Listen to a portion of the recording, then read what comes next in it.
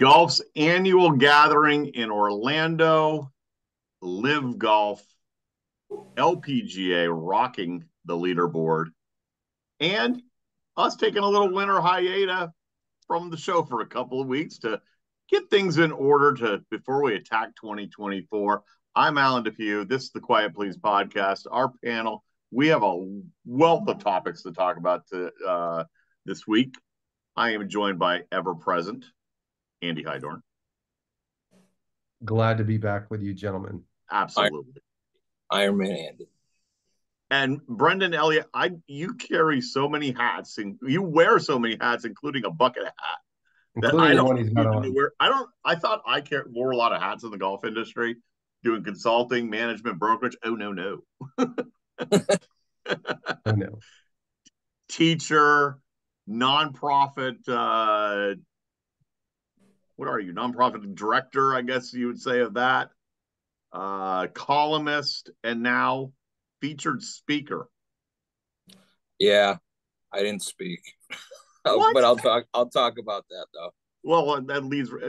It does lead right into the best part of this past week was obviously the PGA Show. It's as I mentioned, where everybody gathers. Orlando County Convention Center, Golf Business Show, the PGA Show. Andy, you weren't there this time.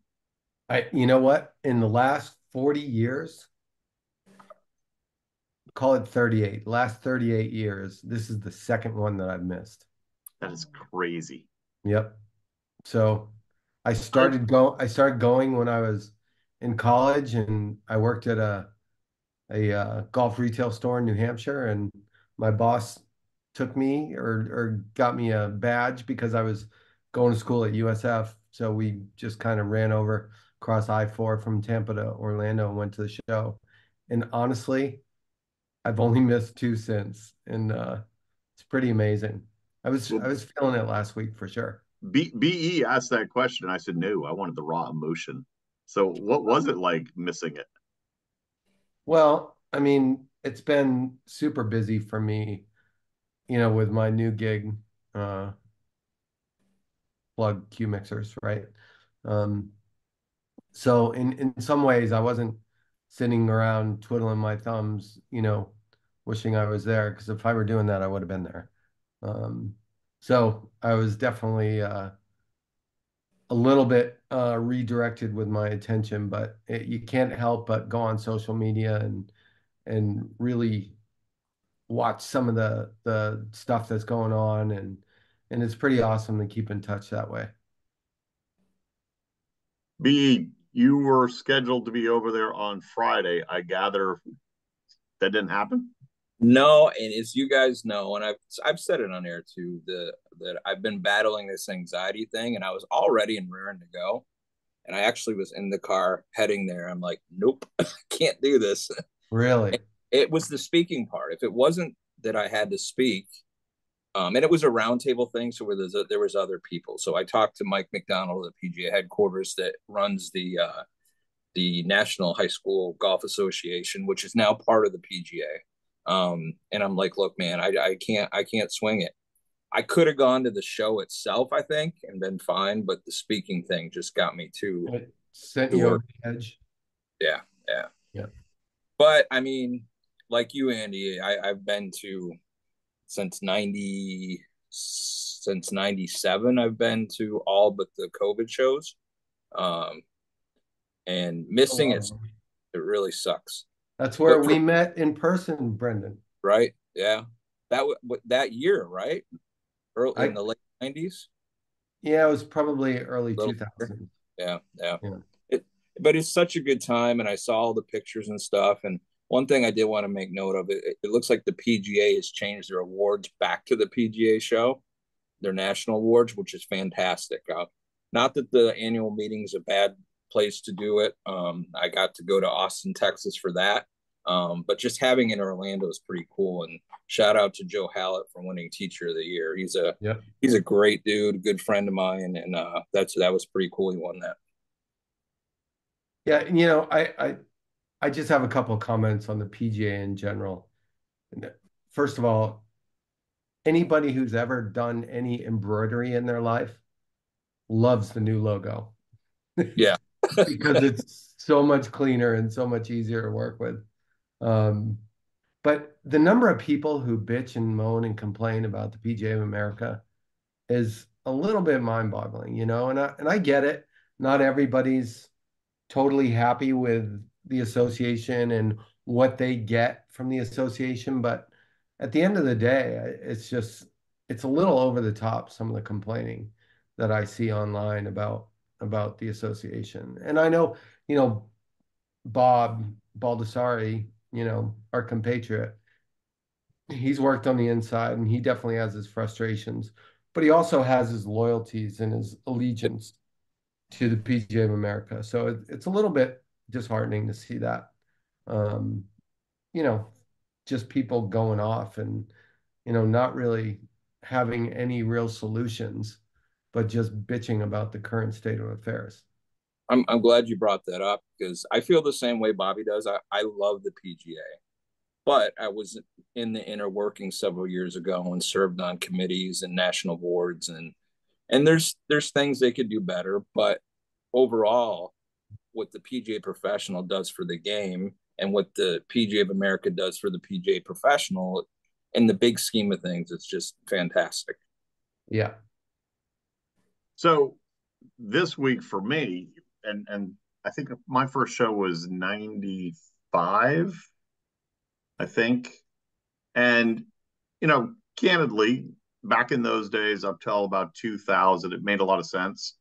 You know, I was more engaged in the club operations, and as my career kind of deviated more to the management side of the business, the merchandising, that component of it kind of waned. So it really wasn't as necessary, so to speak, to attend the show. The last few times though I've been down, not gonna lie, guys, it's been fun because I think as a as good as it is to see the merchandise and all in one location under one roof, and I'll get to, you know, the fact that you walk into a booth and you're gonna see your guy or gal, you know, that's a huge component of why the reps are there. They Yeah. they're there so that when their person travels from Nebraska, they walk into the booth and see a familiar face. That Yeah. has a major impact. But I think is now 30, almost 30 years later, going down to the shows, it's as much about the networking and the relationships that you've built over the Yep. years. And you literally walk around a corner and you know, I ran into Eric Levin, who worked for me, you know, 25 years ago. And I ran into another guy I was the director of golf and he was my head golf professional. And I'll mention his company.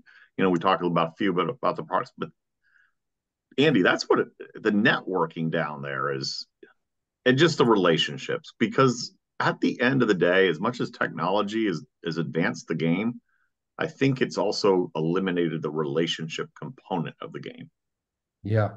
So it's funny the there's a lot of micro communities at the PGA show, right? Yeah, Um, yeah, and the instruction community is super tight knit, Yeah. and they have this event every year. It's called Open Forum, Yep. where they rent out, you know, Rosen Plaza Hotel, and you know, hundreds of people come and pay $175 for the evening, and they have an unbelievable kind of panel of speakers in that micro community that just share information. But things got a little dicey this year, Ooh. which I saw online a little bit. I saw some video.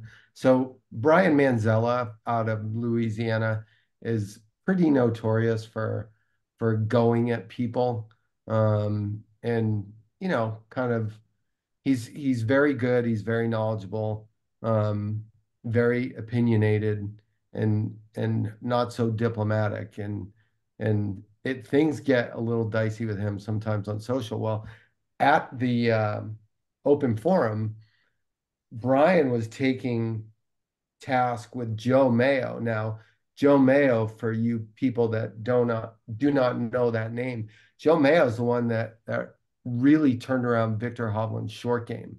Yeah. um, and did it with a little bit of a unorthodox approach. He had him really getting forward and really, really having a downward angle of attack um, as his body's moving forward ahead of the ball, and that was kind of how he got Victor going. But then all the nerds start talking about, like spin loft and all these other things that are real numbers and real factors. But anyway, these guys started going at it at open forum, and it was uncomfortable even to watch on video. And that's one of the I things. missed it, and now I want to watch it. Yeah, I'll Out there, forward you the yeah. video. You One need of the to, things about you need about to upload that to our social. I will. One of the things about that community is they are very tight, but wow, there's a lot of disagreement and debates about as soft a word as I can use. But there's a lot back and forth going on in that community that, you know, it gets a little bit much sometimes. That's the interesting thing about instruction since I really started to transition, like, I don't know, 10, 12 years back. There's niches too. And I'm in my niche, so I stay out of that crap. I mean, I know a lot of those guys and a lot of them that do junior stuff in addition to their nerdy D playing crap. You know, to me, that stuff is over 99% of golfers' heads, and it's irrelevant. If you can use it to help your students, you're not translating that to the student. You're using that as the coach, as information that you're gathering to help the student. And like Andy said, what Victor's short game is incredible now. And if somebody's going about something in a very unorthodox way, but it's helping their student, fantastic. I mean, that's what it all boils down to. Yeah. Yeah, and look, it does become really, really kind of dicey because it's about technology. Technology's really changed the debate. There's a lot of people who know a little bit more about some of these things than others, and it gets a little bit tough sometimes between some of those people. So let me describe for the folks, and please both of you chime in. I'm just going to give you get there. First of all, let me describe going down there. You fight for hotels, first of all, right? I found 1.5 miles away. I was over next to SeaWorld, so I had to try to walk. I walked through the back way. So you're sweating before you. I mean, you're soaking in the sweat before you even get to it was hot last week too. I got up. Well, so Wednesday, the fam's going back. I got to go. I drive all the way to Orlando Airport. I come back and pick up the other one. We go off to the show thinking, okay, I got plenty of time. I am the last car to turn into the Westgate entrance when they shut the parking lot. Now that pushes me out to International Drive. Welcome to gridlock. You think DC, LA, Chicago, and New York are bad? Try International Drive on Wednesday morning for the PGA Show. Brendan, what's the intersection of I Drive in the road that takes you down across over toward like Bay Hill and Lake Nona? What's that road? That is Jesus. I know exactly what you're talking about. Yeah. I can't think. 520. You mean the highway 528? No, it's not. It's not the B line. It's as you go north. It goes to Universal Studios. Yeah, right. That intersection before you get to Universal, you take a left and you go down, and That's Sand Lake. Sand Lake. That's it. Yeah. Yep. Yeah, but you can have a 3-mile trip that can take you an hour and 15 minutes. Yep. Uber 2 miles, $35. Yeah. Crazy. Which by the way came in handy on Thursday night. We're going to get to that. Yeah. So anyway, again, I want to describe the scene for everybody. So you fight your way in. I end up parking at the parking garage down past Maggiano's. which I should have literally parked my truck there and then left it there for the $10 that it was going to cost me. That's what I should have done. But anyway, so I march on back and I get into the convention center. Now I'm in with a pack of blue blazers and brown pants that you've never seen before. And of course, all of them are like, bro, good to see you again, bro. And I'm sitting there going, this is why I'm no longer, I do miss being a PGA member. I'm not going to lie. There's a part of me, and I'll get to that also. But I'm just sitting there going, either A, I'm really old, or B, this just isn't who I am anymore. Yeah. But I stand in line only to get to the front of the line and find out that I had, we'll just say, ticketing problems or registration challenges. So yes, that kicks me out of the line, BE. Yep. I was not a student of the game, so to speak. Yes, you were. You were my student. BE sent me a text and said, Alan's a student. Well, that's what you sent me. Send me a text that says I am your student. I had Dolores sitting at the counter. She was just cracking up behind her face mask. Anyway, so I finally get inside, right? What should have been a half an hour process took an hour and a half. And folks, honestly, the last 2 years, and this is where the resurgency of golf is, the crowds were immense, especially on Wednesday. The international crowds are back. A lot of the Asian markets, because they can travel now again. And there are a ton of those vendors. Andy, you can chirp in about that at any time. But I mean, Wednesday was insane on the show floor. Yeah, that's awesome. Yeah, and then obviously it continues by Thursday was a beautiful day out. So Thursday afternoon vacant, and Friday non-existent. But that's typical. But PGA guys put on a great show. I mean, I was upstairs in the PGA members lounge up on the 4th floor. I don't ever remember that. I never had that back in my day. The nice buffet that they serve up there. Yeah, good. I didn't see a buffet up there. Oh, there's some good food up there, right? You Brendan? Go in and go to your left. Yeah. No, that's. Oh, wait a minute. That's on the 2nd floor, I think. Yeah. No, that's the member lounge. Member lounge is all the way up on the 4th. 4th floor. You go in where they check your badges, and then you go immediately to the left once you go in. That was all offices, like little cubicles. Because I sat in there and was having a conversation with the owners of Copper Hill, one of my listings in Connecticut. Shameless plug for my brokerage. We're and a prospective buyer. Again, shameless plug. But nice. And then they had all kinds of merchandise that you not only can you as a PGA member give them lots of dues, but you can buy the crest on a golf shirt embroidered. Yeah. Yes. Embroidered much easier than prior. So back down to on the show floor itself, I was there over at the Yamaha booth. So I got a whole list here, guys, of this stuff, things that caught my eye, some shout outs.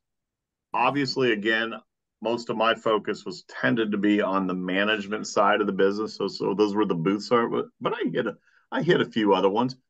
You guys probably saw some stuff on social. Yamaha did an unveiling at 10 a.m. on Wednesday morning.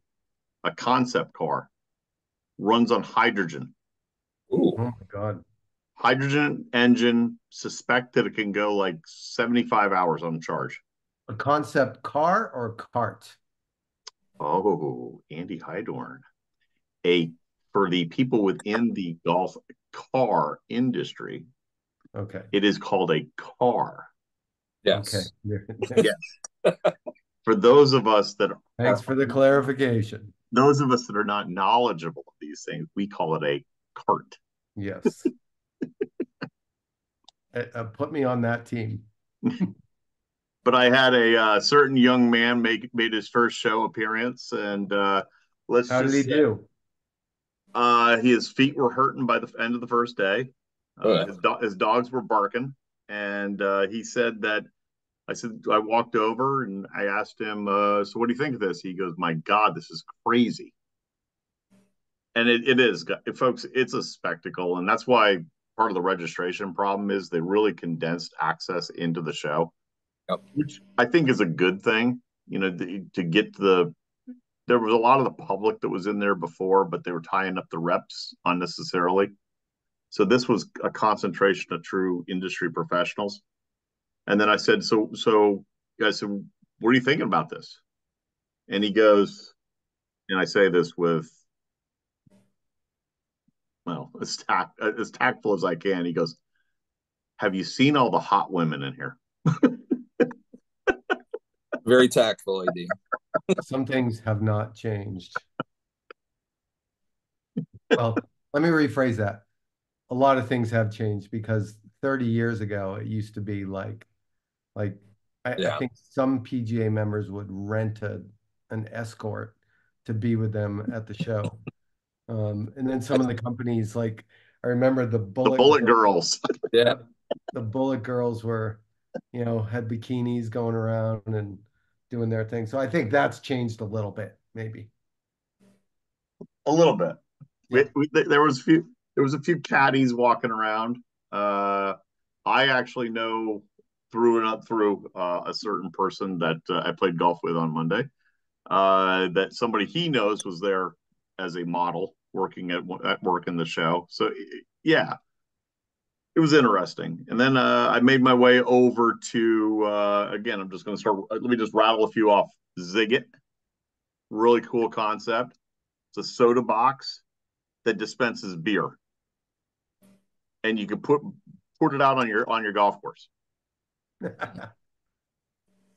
has a whole like facial recognition thing, and it taps into the database to make sure that you're over 21, and that was pretty cool. Notify, another one, Jake Gordon, good shout out to him. They do standby tee times. What else do I got here? Signature Golf. That's Craig Hammett. Good job there, Craigie, doing booking golf trips. But then here we got Srixon, the new irons. Yep. Pretty nice. Yep. BE, have you seen those? Not yet, but I'm due soon for a new set, even though I don't play that much. I just get new sets when they come out. Orca golf bags, the ping irons. I think I even tweeted about that. I love the new ping iron. And then, Andy, you're gonna like this one. I saw so much simulator, game analysis. Yeah. I mean, TrackMan last year had its own driving range. TrackMan did not have its own driving range this year, but it felt like, and I'm going to steal David Ogren's line, teacher, former tour player on social. Everybody was like, well, it's like TrackMan in this way. I saw that as well. Well, the important thing about that is the price point. So if it's like TrackMan, but you're spending as little, like with Rapsodo, as little as $6.99, and the numbers are pretty decent. I mean, why wouldn't you want to get into that market? Yeah. Just off the top of your head, how many of those types of devices do you think that had a booth? A dozen? Oh, no. More. Yeah. Well, I think that whole part of the instruction community is just off the charts. Mm-hmm. Just how much people are developing technology and the other thing I did see from James Hong, who will be a guest on our show here coming up, and he put out a little public service message saying that, look, if you have great technology, and it's something that's kind of new to the landscape, if you will, make sure you're ready to come to the show. He said, because a lot of people come out and they start talking about what they're going to have in 6-7 months, and it's frustrating to the people looking at it. So, and there's a lot of that, and I understand the dynamic there as you're developing software and doing things. It's tough to always be ready, but you have to be a certain level already. Yeah. If you're gonna show up there, because I would think the next thing is you're going to be a knockoff real quick. if you're not 100% ready to go with sound patents. And believe me when I tell you, it costs a lot of money to go there and have some space on the floor and pay for Mhm. all the extortion that, you know, Freeman does down there. And Oh, uh, yeah, horrible. yeah, it's Oh, crazy. so let me. I was obviously hanging around Yamaha and club car. I was in the golf cart booths quite a bit. Yamaha by far had the best booth of the big three. But I even stood there the whole time going, because they had probably 35, 40 reps from across the country there. Was our boy Chet there? Chetty was there. I went out to Okay, dinner. I went out to dinner on Wednesday night with Chet. awesome. We hit the Capitol Grill. Big shout out to Golf Car Specialties and a thank you for that because it was delicious. That place is Huh? great food there. You Dude, know, you can get a good cocktail with Q mixers at the Capitol Grill as well. Ooh, can you nice. can you really? Can you tell us about Q mixers?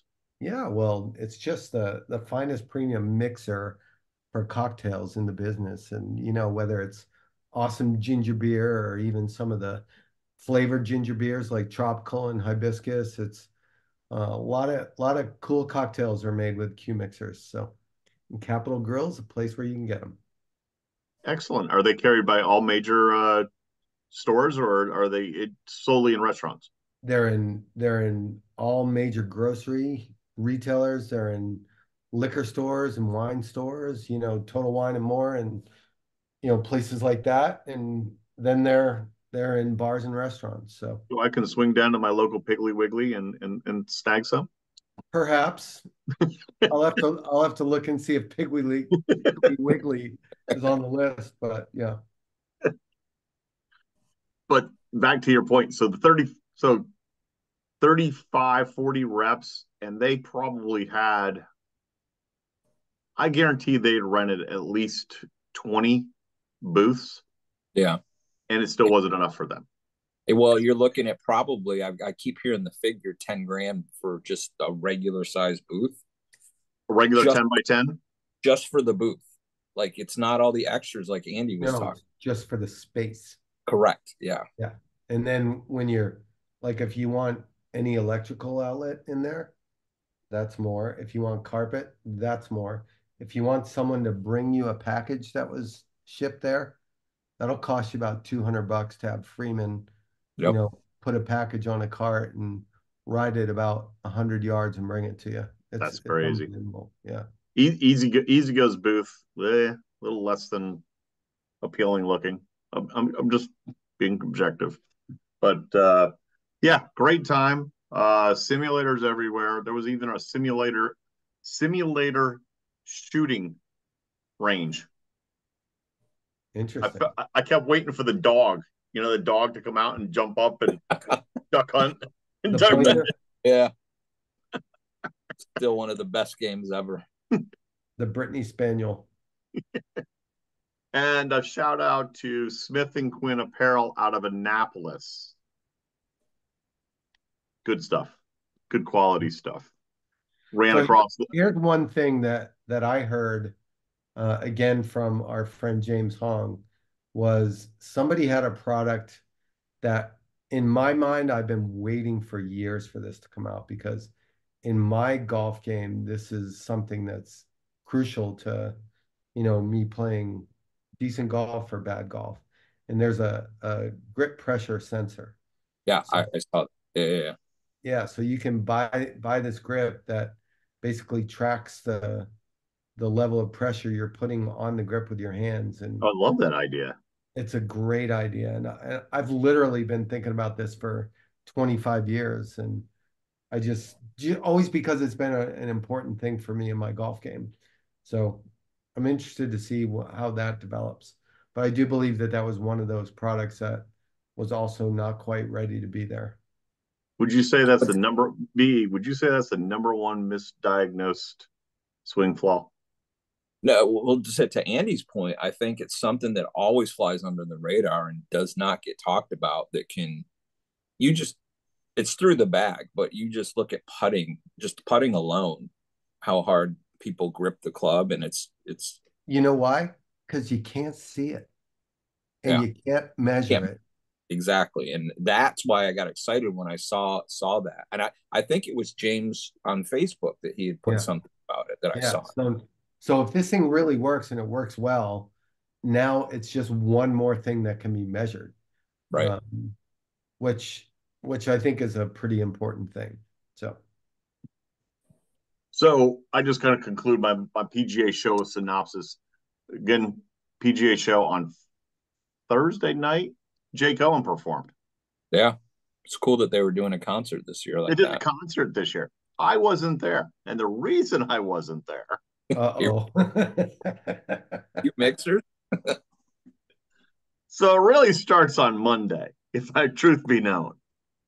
So any of you that have been on the show, even back when we were still, under our previous name, may recall me mentioning Mike Armel. And I told him I was going to give him a little shout out.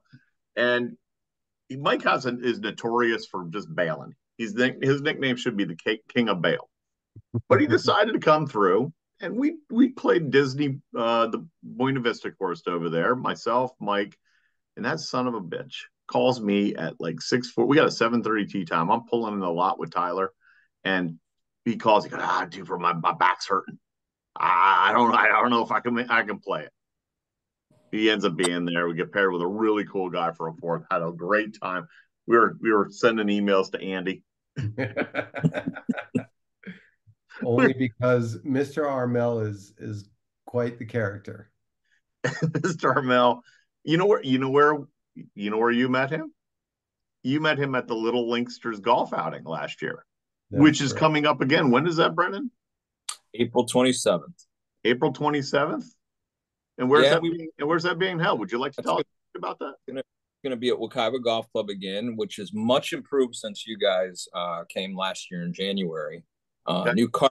They've done a lot of remodeling to the course, new tee boxes on the par threes. They put a lot of work into it, but I'm excited about one thing. I've been talking to Dennis Walters, who I did an article about a month ago, and he wants to come do a show for us as part of that, and I think that would be fantastic. I mean, if you don't know who Dennis Walters is or have not seen his show with his pet dog, it's fantastic. So I'm hoping that we can get that arranged for him to come out.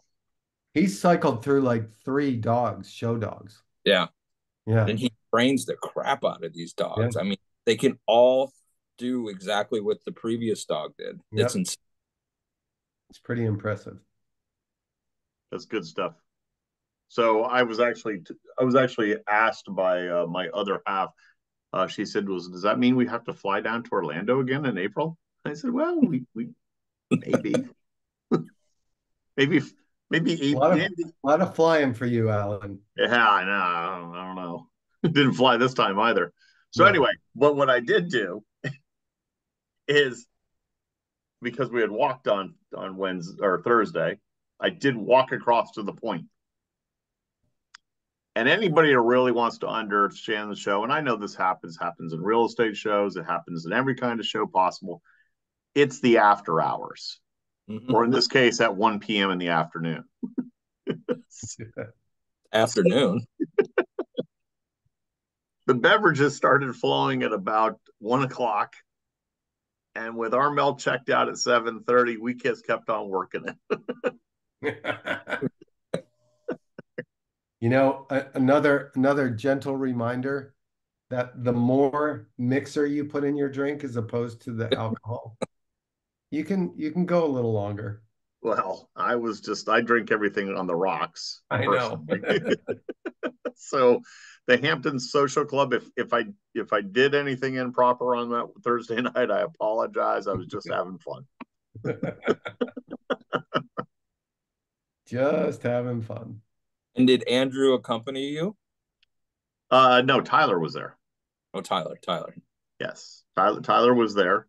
We took some video. That's where I met the entire staff from the Smith Quinn clothing line, and ran into someone that actually went to Niagara University. His name is Zach, and I think I was texting you guys. I vaguely remember. I also I remember helping out with trying to do an Uber and I pinned it a mile away.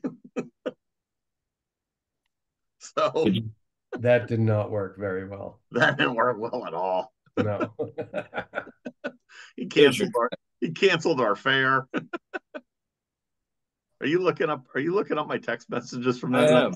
I am, just to see if it's anything we can share. Nah, you're fine. Just to see how incoherent you were. I didn't say anything that wasn't not factual. You didn't. You're fine. I got to remember now what I said. But that is the biggest part for those in the industry that week, is catching up with people, having a good time, and remembering why you're in the industry in the first place, which is the biggest thing why we all love working in the golf business. Yeah. The dynamic used to be for, when I was with Callaway, like we would introduce our product line then, and it would be the first kind of glimpse that everybody got at it. So, when we were in our heyday, believe me, I know what Tyler was feeling, because it was crazy, like one after another, and all your customers are looking at the new stuff and wanting to place their pre-book orders, and the dynamic of that has totally changed because all the equipment companies now introduce their stuff, a month or so before the show, and they get a lot of that out of the way. So the show takes on a whole new kind of meaning for them. Andy, that's when the Peabody was rocking, right? Yeah, right across the street, the Peabody Hotel, which is now the Hyatt. Yep. I mean, that was I think my mistake is I'm already going to get my reservations for next year for the Hyatt, because I can walk to there. You know how many people say that, and then they a month out are like, "Oh, I got to get a hotel reservation." Yeah, I know, right? Yeah, I was booking mine like a week out. I think here, I'll even a self-confession here to everyone listening. My text said something like first time show attendee, he just learned that 9 hours in a bar is just not enough time. I literally just spent 9 hours at the Point Bars with Mike Armel and Christian, who, by the way, missed another show. Oh boy, did drunk Papa Duper come out? That's it. That's all I got. Nope. That's my synopsis of the show. Feel free to chime in on your experiences, boys. Well, I just want to give it, even though I didn't make it out, I still keep in touch with the people that I'm working on projects this year with. And I just wanted to do a quick couple shout outs. Top 100 coach Michael Dixon. He's out of the DC area. I think he was at Congressional for a while, but he's at a municipal course. He has a really good training aid called Lag Master.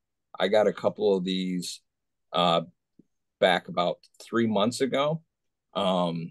We have to get him on the show because he's coming out with some really cool stuff too, besides the Lag Master. But it's something you attach onto your club, and it's like a lot of the things that help you get the club in the right position and get your hands on plane and get the shaft on plane. But it hooks to the club and it kind of comes up and at you. And when you come up, it has to touch your shoulder. Yeah. And then especially as you're transitioning down, keeping it on that shoulder instead of letting it come off and coming over the top, as so many people do. But he's got a thing that he introduced at the show that's called I think he calls it the pop-up plane. It's like a net, some of these pop-up nets, but it's something you stand in. And it's like one of those massive swing plane gadgets that everybody seemed to have, and then they'd want to get rid of it 3 months after they have it because it's that big circular pipe thing. Yeah. But this one just folds up and pops up, and then you put Velcro on spots to change for different size people, like kids or whatever. I've seen that really as well. Fun. Yeah. And then of course the guys from Rapsodo, Sean Curtis and I've been working on a partnership. We got units for all 6 of my students. And we're going to do this ongoing blog all year with my students using Rapsodo, and how we go about using it with myself and them coaching. So they had a great show too, Rapsodo. Andy, if you were, I just want to wrap up, I guess, with the PGA show. Describe it for the average golfer, because that was the interesting thing. I was getting all kind of texts from people going, "How much stuff did you buy down there? What'd you get down there?" And or the guys that are just golf crazed about, they just would love to be in there and just like rolling around in $100 bills almost. Like, it was great. Yeah, I I think mean, one of the things that people don't understand is it's not a marketplace. It's a true. show. Yeah. So now there are some people that are selling things, but by and large, people are just showing their products. And generally, the purpose there is that they're selling wholesale to customers who are then going to sell at retail.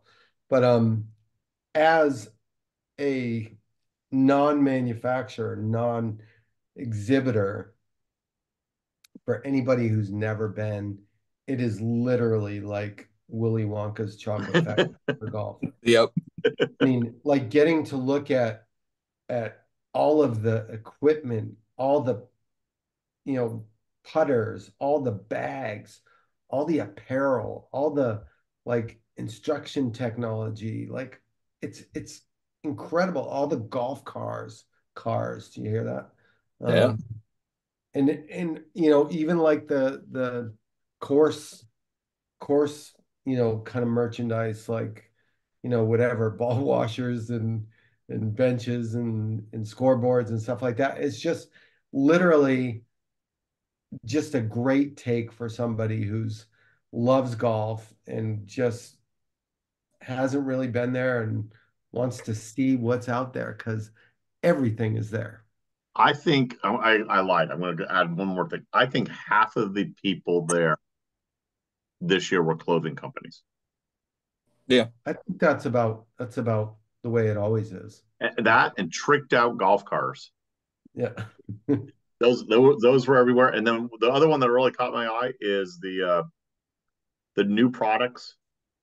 You know those. You know the ones they usually keep at the far The end of new the the convention new center. product showcase, yeah. Yeah, but they keep them Yep. usually at the far end of the Yeah. behind like a screen that nobody ever goes down to Yep. check out. This year, kudos to the PGA. They put them almost like right front and center in the middle of the show. Yeah, that's Yep. what they should do. Yeah.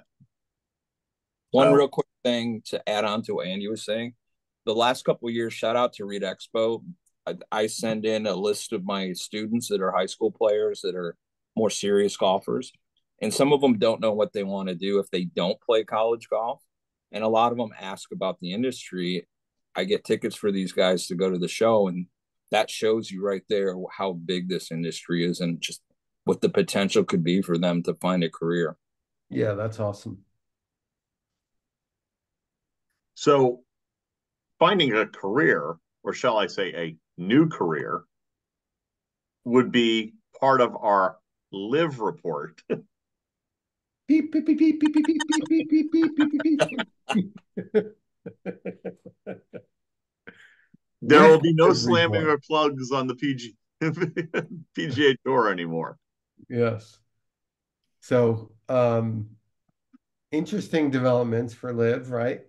Um, and we talked about John Rahm before, but um, to your point, Alan, the fiery one from Great Britain now is the newest member of Liv, Terrell Hatton, who just announced this week. It's interesting too that and it's just as proof how top heavy Liv is still. Um, you know, John Rahm, I think, recruited Caleb Surratt to be on his team, and everyone out there listening is probably like, well, who is Caleb Surratt? Well, Caleb Surratt won the SEC championship for Tennessee last year. College kid, really good player. Obviously, he beat Nick Dunlap in the Mm-hmm. SEC championship, but it's still evident of or evidence, I should say, of the fact that that bottom filling LIV is still a little bit of a uh, a task for them. Yeah. But they still keep, you know, by ones and twos getting some of the better players in the world to go over. And, you know, I think this leads us into the next part of the conversation is what's with all the you know, nothing news about the Saudi Anything. deal. Yeah. Yeah. So I will report this that the PGA has secured a $3 billion investment from the Strategic Sports Group. Yep. And they're trying to put together this deal between the PGA Tour, the Strategic Sports Group, and the PIF. So that's just happening as we speak, or just was announced. I read it today. Um, but so there is something coming down the pike because it certainly has been quiet on that front, which leads me to like the John Rahm and Terrell Hatton, you know, the latest superstars that went. Do they know more than everybody else knows in the sense that um, you know, they're getting their money now and maybe in 6 months it's just going to be a whole new landscape? Who knows? I don't think they know, but they have a very good suspicion, is what I'm thinking. Yeah. Yeah. I think it's really interesting and I don't know if you guys agree, but it's been awful quiet on the investment front for LIV Yeah. Well, they got their first event of the year, what, next weekend? Next this week. weekend. This This weekend. weekend. This week. Yeah. Who I all I saw was the headline. Which announcer quit? Oh, I I, did see. I didn't see that either. Yeah, one of their here while I look it up. Not Verity, because that would have been all over the. Kurt Byram, maybe? LIV Golf announcer. All I saw was like the headline. Continue chatting. The only other one I know is Kurt Byram. It'll be interesting to see who the last guy in is, basically, Troy of the Mullins. bigger name. Yeah. Troy Mullins has revealed she is leaving her position as an on-course commentator. Yep. Oh, the long drive. She does long Yeah, drive. the long drive girl. Yeah. Yeah. She's pretty spectacular. So I is it inevitable? I I think mean, I think it is. Yeah. I honestly don't believe that John Rahm would have gone if it wasn't inevitable. I don't think so either. I agree 100%. Yep. I'm not gonna speak for Terrell Hatton, but Rahm, yeah, Troll Hatton only got 50 million, right? yeah. Only.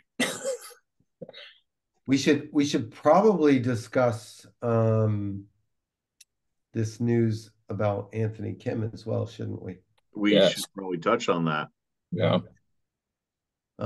Swing looked pretty good. It Yeah. always has. I don't think he's lost a beat. I really Yeah. don't. Well, there's a big difference between what your swing looks like and if you can still If you get can to the score. hole. Still score. Yeah. Yeah. But, you know, I think it's interesting from what I understand, his insurance policy was $20 million. Yep. So it makes perfect sense that LIV would subsidize that 20, give him a few more and let him go play. Um, so it's pretty interesting. My wonder here with Anthony Kim I wonder is if it's just even hit. I mean, it's an injury. So does that mean he can't ever hit golf balls ever again? I have no idea. If I were the underwriters, I'd say, No, look, I think it was a career earnings sort of uh, policy. okay, Yeah. But due to his injury. yeah. So for me, I think the interesting part here is LIV fans are a different sort. They're the golf pros, right? Do they even know who Anthony Kim is? Do they even No, no. have any frame of reference He's a to? he's a he's a cult legend. Yeah, but he's a cult legend of people who follow the PGA Tour, Right. as opposed to people who would tend to be interested in live. That's just my opinion, but When's the last time he teed it up? Was it a decade ago or I longer don't than that? know. I think more. It's at least a decade ago. Because I think I saw he was 38, is what I read. So yeah, he was still in his late 20s or mid 20s, I think, when he vanished. Like Bobby Fischer. Yeah, good reference. So, just a Well, little bit. by the way, the whole when I said the inevitable, the whole time I'm sitting here trying to think of the line from a movie was, "I'm inevitable." I can't remember what movie that's in. Oh, Avengers. Oh, Yes. well, I don't watch any of those movies, so I wouldn't know that one. So 12 years ago is when he 12. last played. Little side note, a friend of the show, Austin Eaton, who was a guest, my buddy from up north, in his 2005 U.S. Amateur, took down Anthony Kim, Good. just for the record. Yeah. My old buddy was doing construction and development, real estate development at the time, a working man, took down Anthony Kim, and he was not too happy about it. Nice. Nice. So anybody think that Nick Dunlop's going to have a good week? Isn't he teeing it up at the Pebble Beach Yeah. as a professional? Well, I will just say this: he may be more name recognition than the entire leaderboard last week. This is true. Last week for sure. This week's field is good because it's an elevated event. Yep. Like this is the first time that Pebble Beach and the whole tournament this week has changed. Yeah. I think the field of amateurs has been cut in like by 2/3 maybe. Bill Murray's gone. I More, think. yeah, Yeah. more good players, and so it'll be interesting. I think a Pebble Beach tour event deserves that. Yeah. You know It's been, why? Because the greens fees are now Well, $1,000. it's about the events and the venues. that's Oh, right. that's Yeah. right. It has nothing to do with their greens fees. Yeah. Any thoughts on the Super Bowl, boys, as we're starting to wind it down? Who's Yeah. got the I'll say that I think it's ridiculous and crazy that people think there's a conspiracy on the NFL's part that the Chiefs are in the Super Bowl because of Taylor Swift.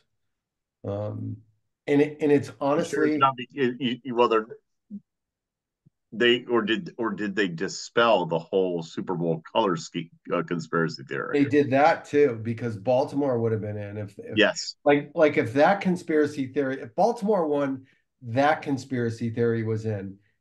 Kansas City won, so now this conspiracy theory is in. And to be honest with you, it makes me want to vomit. Like people who buy into these stupid ass conspiracies. you're gonna fly all the way back from Japan in order to support her man. It's just unbelievable that we live in a society that's so willing to bite the hook on some of that stuff. Be, are you as passionate? Nope. That's all I have.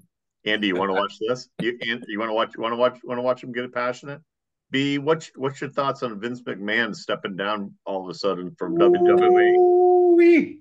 I am so happy that scumbag has finally got caught up with. Yes. And TKO is not, I mean, they're going to get rid of everybody that is a Vince McMahon crony. They're all going to be gone, including somebody I like, I guess, has been in the conversation, Brock Lesnar. So that I'm not happy about. But if people have been doing the type of things you would assume that goes on, with executives that have been around for that as long as he has, it's a different time. I mean, And What are these the people accusations? Is it like sexual harassment? Sexual harassment. really bad because I went through some of the court filings and some really disgustingly gross stuff. So he he should be in jail, to be honest with you, in my opinion. But it's good for WWE. I mean, that he's no longer there, and they're showing their profits are through the roof right now. Well, that somebody I read something that it's the first time in like a lot of years, I forget what the number was, that one of the McMahons wasn't running the show. I think it was 40 years since no, Yeah. they're long. No, it might have been longer than that because the old man ran it before Vince. Yeah, I mean when I stopped watching wrestling when I was like 12, that's not a dig at you, Brendan, I know.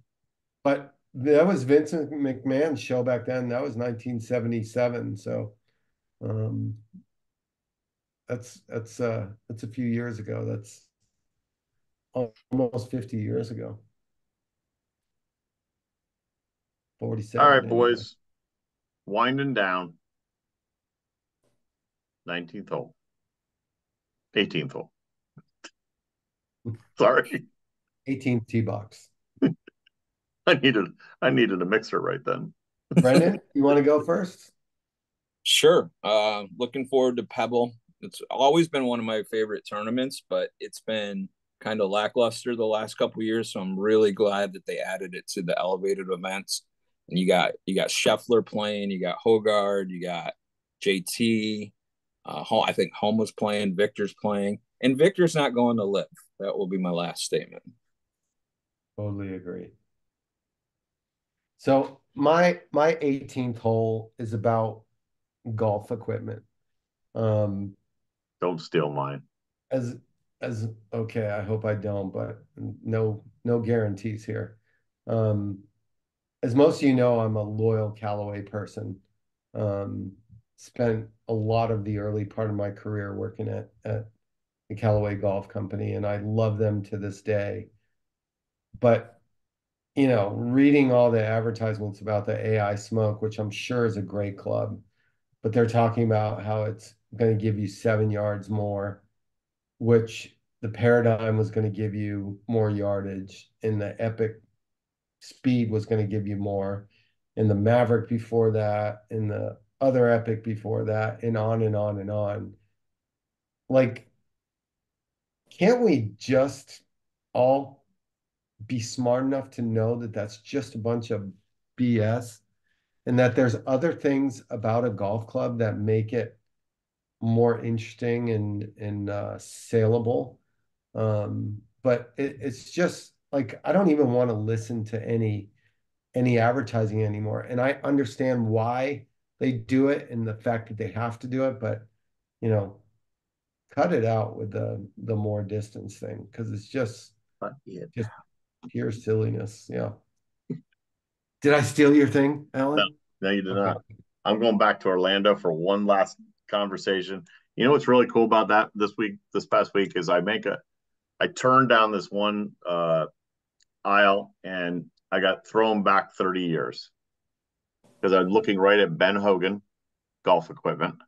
Yep. And I think probably everybody's had a Ben Hogan something in their bag at least one point in their golfing career. And then go a little bit further and Tadmore putters. Wow. Cool stuff. Little throwback. Glad to see some iconic brands. Like I said, Cleveland, Strixon, they had a nice one. A lot of good products, a lot of good releases out there this year. It should be a good year for merchandising sales throughout the golf shops. And absolute final thought is, I just saw some final numbers. Over 500 million rounds of golf played across the country last year. Wow. Booyah.